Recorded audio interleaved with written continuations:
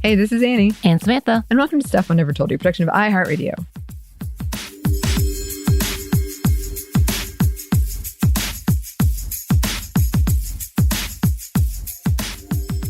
And welcome to another edition of SMNTY Fiction, which is once a month. This is an ongoing story. We are at chapter 10. Whoa. Oh. So go check out the rest of the chapters if you haven't heard them already. These are the work of Christina. Amazing. Makes them sound so good. This chapter is getting split into two again because I'm really bad at chapter length, I guess. But it got kind of overly long. So we're having this one.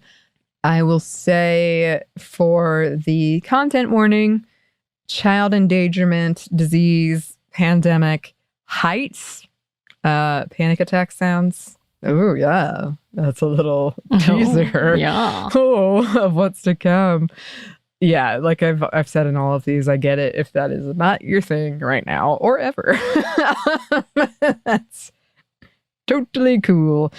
But yes, this is something I wrote during NaNoWriMo in 2010. We are getting to a part I'm very, very eager to talk about. Like, I've liked talking about all of this, but there's a part coming up where I'm like, oh, I see what was going on. Yes. I also say, as I said in the last couple ones, I spent way too much time worried about like the maps and the directions. Like it's very clear that I did. Mm-hmm. Apologies for that. Also, I know this is not accurate in terms of the stamina of a child. Like when I was reading it, I was like, wow. So just put it out there. Just to put that out there. Okay, so quick recap.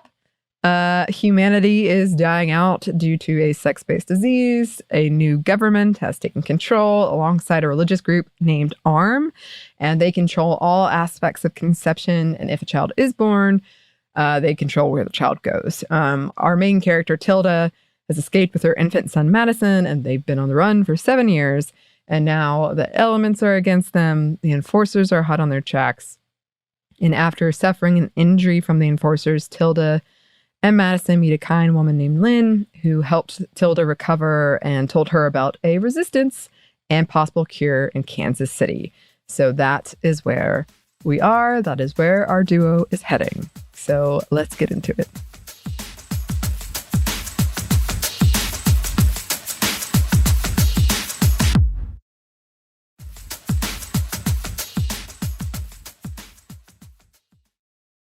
When Tilda woke several hours later, neither of them had moved. Her muscles screamed at her as she shifted under the blanket. Madison moaned softly in his sleep, rolling over to face her. His young face hypnotized her for a long moment. When she broke free, her eyes roved over to the window, but she couldn't get a good read on the time. The dark curtains prevented much light from getting in. For the first time in a long time, she wished she had a watch. She dozed off, the warmth of the blanket lulling her back to sleep. Madison, moving restlessly next to her, awakened her to a darker room. Blinking away the sleep, she looked over to the child, whose puffy eyes stared into hers. Tilda smiled at him, pushing herself into a sitting position. Her back cracked and she scooted off the bed, Madison tracking her progress but making no effort to move himself. She could understand why. After the warmth of the blankets, the cool air ate at her bones. "You hungry?" she asked, voice rough with sleep. Pulling the blanket closer around him, he nodded. Joints popping, she first pulled aside a section of curtain, judging by the light that it was late afternoon. Replacing the fabric, she trudged over to her pack, unzipping the second pocket and sorting through the provisions Lynn had sent with them. How about a granola bar? Is there a peanut butter one? Madison turned over to face her. Grinning, Tilda pulled out a bar labeled honey peanut butter oat for him and cinnamon almond for herself. Pulling the water bottles out, she sat at Madison's feet, handing him his bar and water bottle. His fingers fumbled with the wrapper for a second before it tore open and he bit off the corner. Tilda's own bar tasted better than expected, though the dry granola got stuck in her throat. She had to take a swig of water after every bite. "It's good," Madison said quietly, already almost finished. "Do you want something else?" They could always pick up something else while they were here or in Kansas City, though she'd rather avoid it until they were further from Topeka. Madison considered it for a moment, munching on his last bite, but shook his head. Tilda finished her own, wiping the crumbs from her jacket. "How much further?" Madison asked, sipping at his water. About 13 hours. We need to get ready to leave. Downcast, Madison nodded, finally shutting himself off the blanket. Tilda took their now dry and stiff clothes from the radiator, folding them and replacing them in the bag, stuffing the blanket on top. Then she started pulling on her boots, hat, gloves, and scarf, Madison doing the same next to her, struggling a bit with the laces. Tilda reached over and tied them for him, wrapping his scarf around his neck. He tugged on his hat and gloves, looking up at her for direction. Tilda slid the water back in the bag and zipped it closed, swinging it onto her shoulders. Inspecting Madison one final time, she swung open the door, checking down the hallway and finding it clear. With Madison's hand once again in hers, they left the motel. Dusk was falling. Tilda cast a sweeping glance around, the familiar anxiety at being out in the open, surrounded by possible hiding spots gnawing at her insides. With quick, trotting steps, they took the exit ramp and got back on I-70. Darkness fell quickly. They had slept away most of the day, and night came sooner as fall encroached on them. Gradually, her legs loosened, and they settled into a relatively quick pace. They didn't speak, a fact Tilda lamented but figured was for the best, both to keep an ear out for the enforcers and to not draw any attention to themselves. Tonight, the sky was clear, pinpricks of light and a sliver of moon illuminating the road with a silvery glow. She had a passing sensation that they were wading through a sea of space, an alien world of strange light.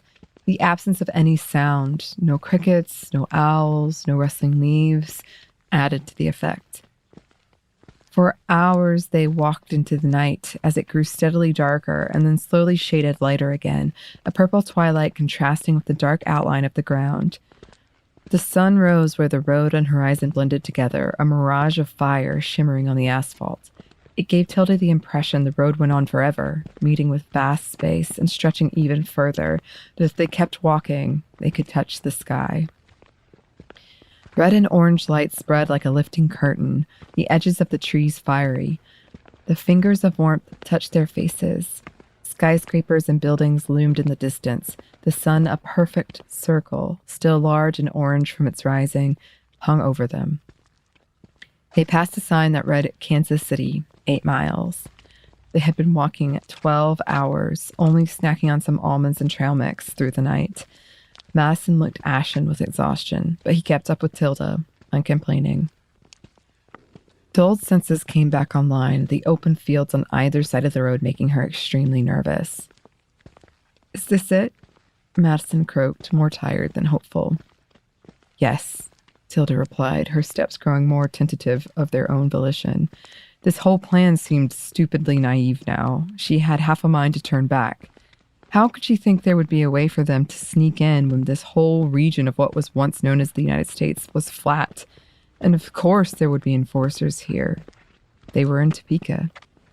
But these thoughts only slowed her steps, her body mostly on autopilot now.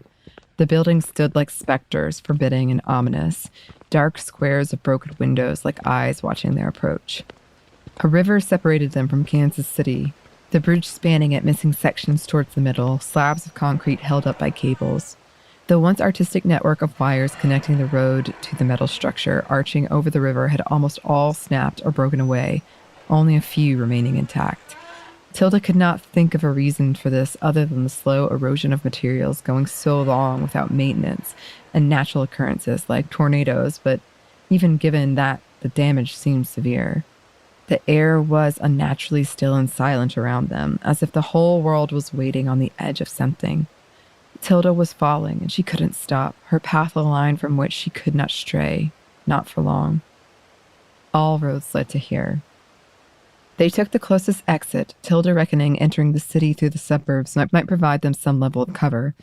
Of course, she'd have to consult the map to locate the Liberty Memorial, but the chances of the resistance actually being located there were remote, in Tilda's mind. She chose to put off thinking about what they'd do if, and most likely when, the Liberty Memorial turned up nothing. With Madison so clearly exhausted and she herself running on fumes and the last vestiges of adrenaline, she toyed with the idea of finding an empty house and resting there until night fell again, offering them some additional protection as they searched the city. Now that they were here, however, she wanted to find something, some indication that this had not been a fool's errand. The lure of somewhere they could be safe, of a place that might have a cure, was too strong. A siren song keeping Tilda going, even as part of her labeled this as dangerously reckless. Houses, all similar in build and color, packed the streets tightly. Tilda had the brief notion that they were in a maze of tombstones, those empty houses ready to swallow them whole, the rows of them never ending. They walked down the thin alleyways between houses, breath puffing in the cold. The passages were narrow enough that the two could not pass through them side by side, Madison trailing behind Tilda with a tight grip on her gloved hand. Tilda wondered fleetingly if any of the houses had people in them, but quickly squashed that thought. She was on edge enough as it was, feeling that she was navigating through a colony of slumbering beasts that could wake at any moment. Emerging from what must have been at least the 20th row, a green sign caught her eye, glinting in the sunlight at the end of the residential street where it met a main road. It read 23rd Street Bridge, with a faded white arrow pointing to the left. Knowing eventually they'd have to cross a bridge, Tilda led them across the street and further down, planning to follow the main road while under the cover of the houses. She hoped that this bridge was in better shape than the last one. They waded through the fences and debris cluttered in between the houses, Tilda keeping track of the road as they progressed. Signs for the bridge let them know that they were on the right path. Navigating through the seemingly endless sprawl, Tilda began to doubt the bridge's existence. While time held little meaning for her these days, she had become a pretty good judge of distance as a result of their nomadic life. By her estimation, they'd covered a distance of about 4 miles since taking the Kansas City exit, the sun now almost midway to its highest point. The road veered sharply to the right, away from the line of buildings. It rose steadily, forming a low hill over muddy water. It wasn't like most bridges Tilda had encountered, with no wiring or support on the side of it. It was simply like the road on either side of it, with a long, sloping ramp to enter and exit. Near it was what Tilda guessed had once been a railroad crossing, iron beams forming a tight diamond pattern of crisscrossing support, but the bottom of it had collapsed, the tips of the bars poking out from the river below like spikes. They stopped for a moment, Tilda studying the structure for any flaws that a part of her hoped to find. Madison mirrored her hesitation. "Do we have to cross?" he asked in a tiny, plaintive voice. With a controlled exhale, Tilda nodded, and he made a small noise at the back of his throat, staring up at her pleadingly. He could feel it too then, whatever force propelled them forward in the deadness in the air, waiting, relentless. They stepped out from the cover of the buildings, Madison slightly behind her, and onto the road, the soles of their boots gripping at the incline.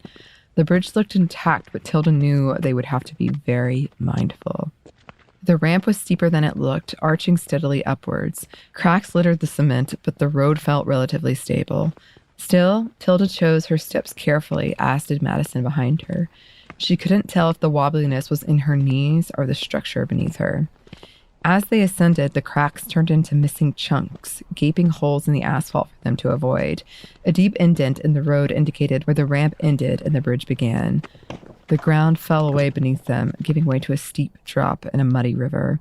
The water flowed noiselessly, carving its path, eating away at rock.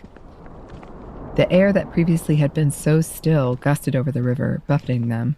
Madison clung to Tilda, who adjusted the straps in her backpack to keep it from catching the wind and knocking her from her feet. She couldn't make out what awaited them on the other side. The rise was too steep. The holes grew more frequent, cracks spiderwebbing across the length of the bridge. Tilda cogitated over every step, like one in a minefield. A mighty gust of air made both of them stumble, her left foot balancing on the edge of a missing chunk. Madison whimpered, hunching over to minimize the effect of the wind. Swallowing her fear, Tilda pressed forward, squeezing the tiny hand gripping her own and coaxing Madison forward as well. They had almost reached the peak. A large section of road was missing, with only thin slivers on either side and a network of support bars remaining. Tilda steered them to the right, a sturdier-looking option than the left. The absence of railing of any kind made Tilda's stomach do flips and quickened her breathing. The slab was narrow enough that they would have to cross single file. Keeping a hold of Madison's hand, Tilda proceeded first, pausing each time after she planted her foot, testing to see if it would hold. Another rush of air buffeted them, Madison nearly falling, Tilda yanking him upright with what must have been a painful grip on his hand. She stole a glance back at him, taking in his glassy eyes, full of exhaustion, but kept alert with adrenaline, darting around wildly like a wild animal caught in a trap. They needed to get off this bridge. Once they had steadied themselves, they started again, the task made harder by the incline. Tilda counted each step, not allowing herself to look ahead, to think of anything other than where to plant her foot next. 7. Exhale, regroup. 8. She wobbled, her arms outstretched like that of a tightrope walker. 9. The wind gusted. She held her breath, inching forward. The sliver met with the rest of the road. Tilda sighed in relief, her legs like noodles, when they could move away from the edge of the bridge. Her first look down at the other side of the river revealed nothing out of the ordinary. The road sloped downwards now, making it almost more traitorous. A piece of concrete crumbled beneath her feet, and she slipped, catching herself with her free hand and almost pulling Madison off balance with her. Taking a moment to get her bearings, Tilda eased back to a standing position, never letting go of Madison. She teetered for a moment but regained her footing, heart galloping in her chest, pulsing in her fingertips. The descent didn't take as long as the hike up, and Tilda could have collapsed in relief when they reached the other side, the pavement unfurling before them, smooth of cracks. The ramp wound to the right before twisting back again to the left with a steady decline. Swollen knees made Tilda's gait jerky. She felt stilted, as though she were a scarecrow losing straw with each step. Now that they were off the bridge, the wind had died away, and the air was once again still. Madison grasped her hand with both of his. She could feel him trembling. His breath came shallowly, uneven. Tilda ran her other hand through his hair slowly, hoping to calm him. Directing her eyes back to the skyline, she searched for any sign of the Liberty Memorial. Scanning the outline of the bridges gave no hint. She really had no idea what it looked like, but it sounded like something she'd know once she'd seen it. Madison tripped when they reached the first curve, falling to his knees. Bending over, Tilda helped him up and then hoisted him into her arms, almost groaning aloud as the tendons in her already sore back protested. She had hoped to avoid carrying him when the threat of enforcers was so real, but at this point, she'd pretty much have to drag him anyway. "I can walk," he mumbled, voice grave with exhaustion. "You've walked enough." She adjusted her grip, willing her legs to withstand the weight as she took her first shaky steps. "It's been almost 14 hours. I should have picked you up earlier. We'll stop soon, I promise." He nestled his head into the crook of her neck, sighing. She rubbed his back, searching for somewhere they could rest until he recovered some strength. It was foolish of her not to stop when they first entered the outskirts of Kansas City. Now they were more exposed than ever and too tired to do anything in the case of danger.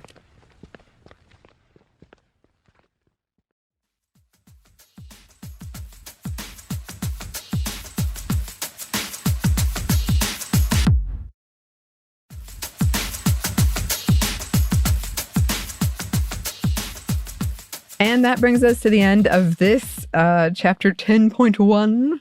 We'll get the second half next month of Terminus. Yes, you could definitely see how much I was focused on the directions and the details in this one. I would love for anybody from Kansas City to write in and just tell me I'm way off. Did you say part of this is in Lawrence? Yeah. The Supernatural, which, by the way, is named one of the best cities to retire, apparently. Really? Like they took a top 20 list. I think they made it. Well, there you go. Fun fact. Fun fact. Well, as I told you, I stayed in Lawrence, and part of the whole thing is based on my road trip experience. So when I was there, it was under a lot of construction, but I'm sure maybe that's what's going on right now. Maybe it's I mean, I liked it there, but it was under a lot of construction. This is also like a chapter where I feel like it really showcases an idea that I love, which is just like, if the world is dying out and like aliens come, what will they think about like amusement parks? Like, if you don't know what these things are, right. What do you think that they are? So that's certainly on display here. Also, you can tell 1,000% I was in my walking era. This is when I was walking everywhere. And that's why I'd be like, it would take an hour to do this because I just knew, like, if you walk, that's how long it would take to get this distance. Could a kid do it? No. No. But I did not care about that. There you go. But yeah, you know, I used to walk everywhere. Like, places that were way too far away to be walking. I was like, why did you do this? So it'd take me a whole day. Yes. I'm like, well, I finally got here. And you're like, why? Well, I was like, wait, what? It's about to close and I need to head back. It was a whole time for me. It was a whole time. But yes, hopefully you enjoyed this edition of SMNTY Fiction. I love doing them. Christina makes them amazing. So we will be back with part 2 of this chapter in a month's time. But in the meantime, if you would like to write in, if you have any suggestions we could do for pieces like this that are in the public domain, that'd be really cool. You can email us. Our email is stuffandyourmomstuff@iheartmedia.com. You can find us on Twitter at MostUpPodcast or on Instagram and TikTok at Stuff I'll Never Told You. You can also find us on YouTube, and we have a book. You can pre-order it at StuffYouShouldReadBooks.com. Thanks, as always, to our super producer, Christina, our executive producer, Maya, and our contributor, Joey. Thank you. And thanks to you for listening. Stuff I Never Told You is a production of iHeartRadio. For more podcasts from iHeartRadio, you can check out the iHeartRadio app, Apple Podcasts, wherever you listen to your favorite shows.